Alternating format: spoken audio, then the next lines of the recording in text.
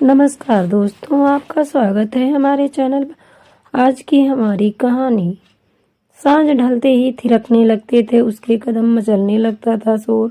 डोली डोली डोली उसके एक एक ठुमके पर बरसने लगते थे नोट। फिर गड़ जाती थी सबकी ललचाई नजरें उसके मचलते अंगों पर। लोग उसे चारों ओर घेर कर अपने अंदर का उबाल जाहिर करते थे। और 7 साल बाद वह फिर से दिख गई। मेरी उम्मीद के बिल्कुल उल्टा। सोचा था कि जब अगली बार मुलाकात होगी तो वह जरूर मराठी धोती पहने होगी और बालों का जूड़ा बांधकर उनमें चमेली के फूल लगे होंगे, या पहले की तरह जींस टी शर्ट में मेरी राह ताकती। उतनी ही हसीन, उतनी ही कमासीन, लेकिन आज नजारा बदला हुआ था। यह क्या? मेरे बचपन की डॉल यहाँ आकर डॉली बन गई थी। लकड़ी की मेज जिस पर जर्मन फूलदान में बिरंगे बिरंगे डहने सजे हुए थे, सटे हुए गद्देदार सोफे पर हम बैठे हुए थे। अचानक मेरी नजरें उस पर ठहर गई थी। वह मेरी उम्र की थी। बचपन में मेरा हाथ पकड़कर वह मुझे अपने साथ स्कूल लेकर जाती थी। उन दिनों मेरा परिवार एशिया की सबसे बड़ी झोपड़पट्टी में सुमार धारावी इलाके में रहता था। हमने वहाँ की तंग गलियों में बचपन बिताया था। वह मराठी परिवार से थी और मैं राजस्थानी ब्राह्मण था परिवार का था। उसके पिता ऑटो रिक्शा चलाते थे और उसकी माँ रेलवे स्टेशन पर अंकुरित अनाज बेचती थी। हर शुक्रवार को उसके घर में मछली बनती थी, इसलिए मेरी माताजी उस दिन उसे के घर नहीं जाने देती थी। बड़ी बड़ी गगनचुम्बी इमारतों के बीच धारावी की झोपड़पट्टी में गुजरे लम्हे आज भी मुझे याद आते हैं। उगते हुए सूरज की रोशनी पहली बड़ी बड़ी इमारतों में पहुंचती थी, फिर धारावी के बासिंदों के पास। धारावी की झोपड़पट्टी को खोली के नाम से जाना जाता है। उन खोलियों की छतें टिन की चादरों से ढकी रहती हैं। जब कभी वह मेरे घर आती तो वापस अपने घर जाने का नाम नहीं लेती थी। वह अक्सर मेरी माताजी के साथ रसोई में काम करने बैठ जाती थी। काम भी क्या, छीलते छीलते आधा किलो मटर तो वह खुद खा जाती थी। माताजी को वह मेरे लिए बहुत पसंद थी, इसलिए वे उससे बहुत स्नेह रखती थी। हम कल्याण के बिड़ला कॉलेज में 3rd ईयर तक साथ में पढ़े थे। हमने लोकल ट्रेनों में खूब धक्के खाए थे। कभी कभार हम कॉलेज से बंक मारकर खंडाला तक घूम आते थे। हर शुक्रवार को सिनेमा घर जाना हमारी जिंदगी का अहम हिस्सा बन गया था। इसी बीच उसकी माँ की मौत हो गई। कुछ दिनों बाद उसके पिता उसके लिए एक नई माँ ले आए। ग्रेजुएशन पूरी करने के बाद मैं और पढ़ाई करने के लिए दिल्ली चला गया। कई दिनों तक उसके बगैर मेरा मन नहीं लगा था। जैसे तैसे 7 साल निकल गए। एक दिन माताजी की चिट्ठी आई। उन्होंने बताया कि उसके घर वाले धारावी से मुंबई में कहीं और चले गए हैं। 7 साल बाद जब मैं लौट कर आया तो अब उसे इतने बड़े महानगर में कहाँ ढूंढता।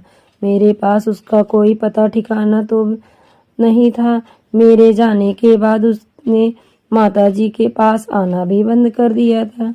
जब वह थी, ऐसा लगता था कि शायद वह मेरे लिए ही बनी हो और जिंदगी इस कदर खुशगवार थी कि उसे बयां करना मुमकिन नहीं। मेरा उससे रोज झगड़ा होता था। गुस्से के मारे मैं कई दिनों तक उससे बात ही नहीं करता था, तो वह रो रो कर अपना बुरा हाल कर लेती थी। खाना पीना छोड़ देती थी, फिर बीमार पड़ जाती थी और जब डॉक्टरों के इलाज से ठीक होकर लौटती थी तब मुझे से कहती थी, तुम कितने मतलबी हो, एक बार भी आकर पूछा नहीं कि तुम कैसी हो। जब वह ऐसा कहती तब मैं एक बार हंस भी देता था और आंखों से आंसू भी टपक पड़ते थे।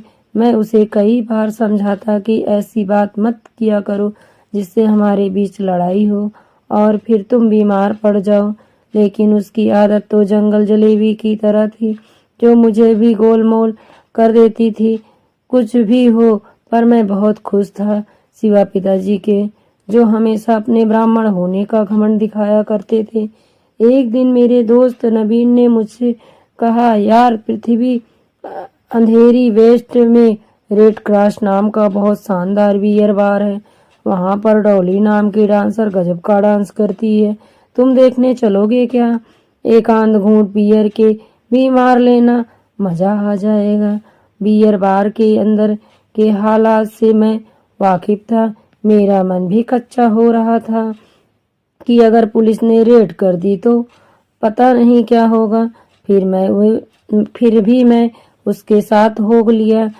रात गहराने के साथ बियर बार में रोशनी की चमक बढ़ने लगी थी। नकली धुआं उड़ने लगा था। धमाधम तेज म्यूजिक बजने लगा था। अब इंतजार था डॉली के डांस का। अगला नजारा मुझे चौंकाने वाला था। मैं गया तो डॉली का डांस देखने, पर साथ ले आया चिंता की रेखाएं। उसे देखते ही बाहर के माहौल में रूखापन दौड़ गया। इतने सालों बाद दिखी तो इस रूप में। उसे वहां देखकर मेरे अंदर आग फूट रही थी। मेरे अंदर का उबाल तो इतना ज्यादा था कि आंखें लाल हो आई थी। आज वह मुझे अनजान सी आंखों से देख रही थी। इससे बड़ा दर्द मेरे लिए और क्या हो सकता था। उसे देखते ही उसके साथ बिताई यादों के झरोखे खुल गए थे। मुझे याद हो आया कि जब तक उसकी माँ जिंदा थी तब तक सब ठीक था। उनके मर जाने के बाद सब धुंधला सा हो गया था। उसकी अल्लड़ हंसी पर आज ताले जड़े हुए थे। उसके होठों पर दिखावे की मुस्कान थी। वह अपने आप को इस कदर पेश कर रही थी जैसे मुझे कुछ मालूम ही नहीं।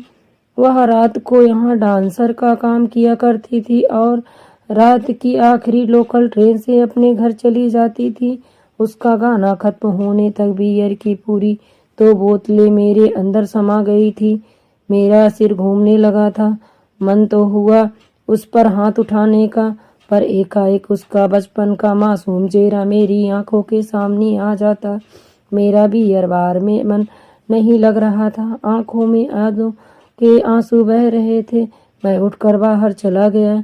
विनय तो नशे में चूर होकर वहीं लुढ़क गया था।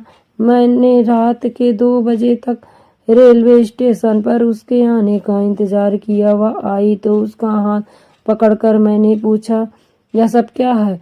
तुम इतने दूर चले गए, पढ़ाई छूट गई। पापी पेट के लिए 2 वक्त की रोटी का इंतजाम तो करना ही था। मैं क्या करती? सौतेली माँ के ताने सुनने से तो बेहतर था कि मैं यहाँ आ गई।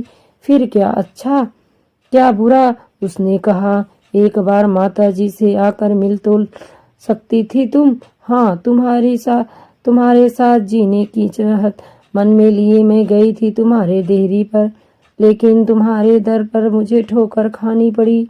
इसके बाद मन में सब कुछ दफना लिए। अनगिनत सपने, खुशियों का सैलाब जो मन में उमड़ रहा था, तुम्हारे पिता ने शांत कर दिया और मैं बेरंग लौट आई। तुम्हें एक बार भी मेरा ख्याल नहीं आया कुछ और काम भी कर सकती थी। मैंने कहा, हाँ, कहाँ जाती? जहाँ भी गई सभी ने जिस्म की नुमाइश की मांग रखी। अब तुम ही बताओ मैं क्या करती? मैं जानता हूँ कि तुम्हारा मन मैला नहीं है। कल से तुम यहाँ नहीं आओगी। किसी को कुछ कहने समझाने की जरूरत नहीं। हम दोनों कल ही दिल्ली चले जाएंगे। अरे बाबू, क्यों मेरे लिए अपनी जिंदगी खराब कर रहे हो? खबरदार जो आगे कुछ बोली बस कल मेरे घर आ जाना। इतना कहकर मैं चला आया और वह अपने घर चली गई। रात सुबह होने के इंतजार में कटी। सुबह उठा तो अखबार ने मेरे होश उड़ा दिए। एक खबर छपी थी, रेड क्रॉस बार की मशहूर डांसर डॉली की नींद की गोली ज्यादा खाने से मौत। मेरा रोम रोम कांप उठा। मेरी खुशी का खजाना आज लुट गया और टूट गया प्यार का धागा। शादी करने के लिए कहा था, मरने के लिए नहीं। मुझे इतना पराया समझ लिया, जो मुझे अकेला छोड़कर चली गई। क्या मैं तुम्हारा बोझ उठाने लायक नहीं था? तुम्हें लाल साड़ी में देखने की मेरी इच्छा को तुमने क्यों दफना दिया? मैं चिल्लाया और अपने कानों पर हथेलियां रखते हुए मैंने आंखें भींच ली। बाहर से उड़कर कुछ टूटे हुए डोने मेरे पास आ गिर गए थे। हवा से अखबार के पन्ने भी इधर उधर उड़ने लगे थे। माहौल में फिर सन्नाटा था, रूखापन था।